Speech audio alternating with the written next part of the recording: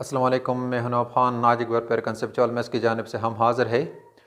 आज हमने डिस्कस करना है क्लास 8 मैथ्स में जो थ्योरम नंबर 8 है उसको डिस्कस करना है कि थ्योरम नंबर 8 में कौन कौन सी अशिया मौजूद है और किस चीज़ को हमने प्रूफ करना है।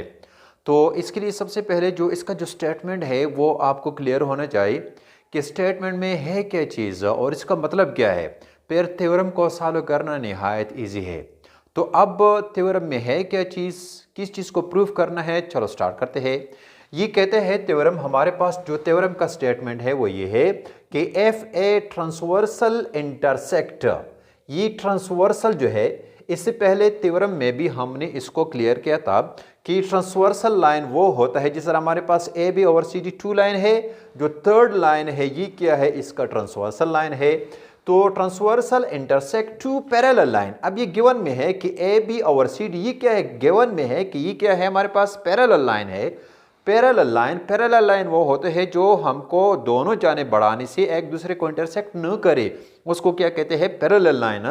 तो parallel line the alternate angles are so form, इसके जो अल्टरनेट एंगल, जिस तरह हमारे पास 1/3, इसी तरह 2 और 4, यानी जो अपोजिट साइड में जो एंगल होते हैं उसको अल्टरनेट एंगल कहते हैं।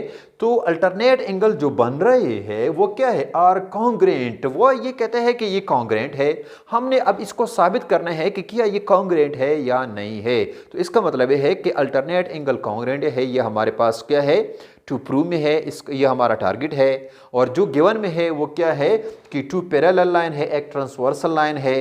तो ये हमारे पास क्या है, गिवन में है, इसको हमने गिवन में लिखना है। तो गिवन में क्या है, ये हमारे पास क्या है गिवन में कि ए बी और सी डी, ए बी और सी डी आर पैरेलल, ये क्या है, एक दूसरे के पैरेलल है। एंड ई एफ, ये जो लाइन है ई एफ इंटरसेक्ट देम, जो ट्रांसवर्सल लाइन है ई एफ, ये क्या है, इसको इंटरसेक्ट करता है एट पॉइंट पी एंड क्यों, पॉइंट पी और क्यों पी एक दूसरे को क्या करता है, ये दोनों पैरेलल लाइन को इंटरसेक्ट करते हैं। ये तो हो गया गिवन में। अब क्या है, हमने प्रूफ करना है किस चीज को, वो होगा टू प्रूव में कि जो इसके जो अल्टरनेट एंगल है, एंगल 1/3, ये आपस में क्या है, अल्टरनेट एंगल क्या है, कॉन्ग्रेंट है। ये क्या है, कॉन्ग्रेंट, इसको प्रूफ करना है। इसी तरह 2 और 4 आपस में अल्टरनेट है, क्या है, इसको प्रूफ करना है। तो प्रूफ में क्या होगा कि जो हमारे पास अल्टरनेट एंगल 1/3 है, 2 और 4 है, इसको हम सपोज करते हैं कि suppose that measure angle 1 is not congruent to measure angle 3, यानी एंगल 1 जो है 3 के बराबर नहीं है, हमने सपोज किया। सिमिलरली इसी तरह 2 और 4 जो है ये भी क्या है, ये भी आपस में कॉन्ग्रेंट नहीं है। जब कॉन्ग्रेंट नहीं है तो इसके लिए हम क्या करेंगे, draw a line R S, यहां पर हम एक थर्ड लाइन, एक दूसरा खत, ये कौन सा है, ये है आर और S. Draw a line R S through point क्यों पॉइंट पे, सीधा इसी तरह ये हमने ड्रा किया। जब इसको हमने ड्रा किया तो इसका मतलब यह है कि इसी लाइन ने इसी एंगल 3 को 2 बराबर हिस्सों में डिवाइड किया, इसको हम नाम देते हैं 5, इसी तरह ये क्या है, 6 है। तो इसके बाद क्या कहते हैं कि सच दैट मायर एंगल 1, जो एंगल 1 है वो क्या है, फिर वो कॉन्ग्रेंट होगा मायर एंगल पी क्यों एस, फिर ये एंगल 1 जो है ये क्या है, पी क्यों एस, या क्या है, एंगल 5, ये क्या है, फिर इसके क्या होगा, ये कॉन्ग्रेंट होगा, क्योंकि क्या है, ये हमारे पास आर एस, इसका हमने सपोज किया कि इसका पैरेलल है। जब आर एस का पैरेलल है तो इसके बाद क्या है, ये क्या है, अल्टरनेट एंगल, ये 1/5 या 1 जो है पी क्यों एस की क्या है, वो कॉन्ग्रेंट होगा। तो इसके बाद क्या है हमारे पास, ये जो स्टेटमेंट है और ये जो रीजन, स्टेटमेंट में क्या है कि सेंस एंगल 1 जो है, जिसको हमने सपोज किया कि एंगल 1 जो है वो क्या है, एंगल पी क्यों एस, कौन सा, ये पॉइंट पी, पॉइंट क्यों और ये क्या है एस, यानी ये जो एंगल बन रहा है ये वाला फाई वाला एंगल, वो क्या है, वो आपस में क्या है, कॉन्ग्रुएंट है। ये काम हम सपोजिशन में करते हैं। अब क्या है, बाय सपोजिशन, इसका रीजन में क्या है, बाय सपोजिशन।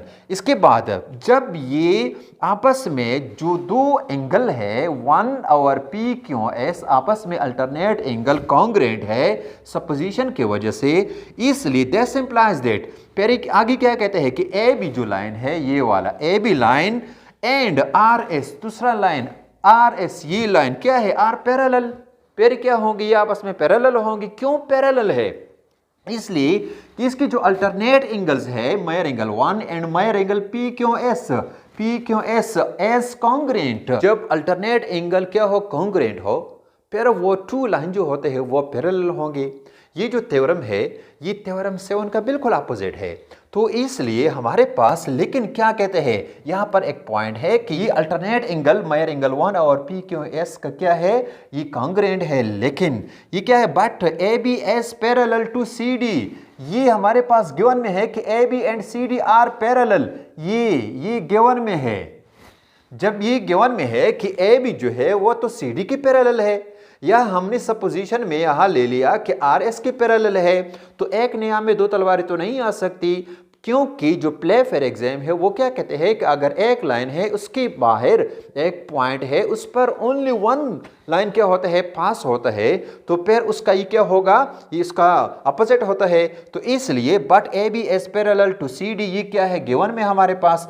जब ये गिवन में है तो फिर इसी के मुताबिक हम कह सकते हैं कि A B is parallel to two intersecting line C D, ये सी डी की क्या है, ए बी पैरेलल है, एंड आर एस, ये जो लाइन है ए बी एक तो सी डी, ये तो गिवन में है कि इसके पैरेलल है। सपोजिशन में हमने इसको यहां ले लिया कि क्या है, आर एस के बराबर है। वही बात के एक नियम में दो तलवारें नहीं आ सकते, क्योंकि प्ले फेयर एग्जाम जो है वो ये कहते हैं कि ये ए बी जो है यहां पर पॉइंट क्यों, यहां पर ओनली या तो आर एस क्या होगा, इसका पैरेलल होगा, या सी डी क्या होगा, इसका पैरेलल होगा। जब एक लाइन पैरेलल है, ये तो आर एस हमारे पास पोजीशन में है, और ये क्या है, गिवन में है, गिवन के साथ तो कोई मुकाबला नहीं कर सकता। तो इसलिए ये हमारे पास है कि C D and R S which is not possible, जो कि क्या है, पॉसिबल नहीं है। सो अवर सपोजिशन, तो ये क्या है, प्ले फेयर एग्जाम की क्या है, अपोजिट है। इसलिए हमारा जो सपोजिशन था वो क्या था कि measure angle 1 not congruent to measure angle 3, वो क्या है, वो रॉन्ग है, एज रॉन्ग। जब ये रॉन्ग है तो इसका मतलब ये है कि हेंस मेजर एंगल 1 वो क्या है, कॉन्ग्रुएंट है मेजर एंगल 3, ये क्या है, इसका कॉन्ग्रुएंट होगा। इसी तरह हमारे पास जो एंगल 2 है अल्टरनेट एंगल 4 का, वो भी क्या है, वो भी आपस में कॉन्ग्रुएंट होंगे। तो ये तो था थ्योरम नंबर 8 जिसको हमने डिस्कस किया। तो थ्योरम 7 और थ्योरम 8 जो है बिल्कुल सेम है, एक दूसरे के अपोजिट है। तो मुझे यकीन है कि आप लोगों को ये वीडियो पसंद आया होगा।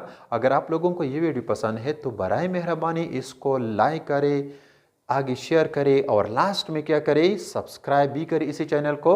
आप लोगों की बड़ी मेहरबानी होगी। तो इंशाल्लाह नेक्स्ट वीडियो में हम दोबारा हाजिर होंगे, तब तक के लिए इजाज़त दीजिए। ओके, खुदा हाफिज़।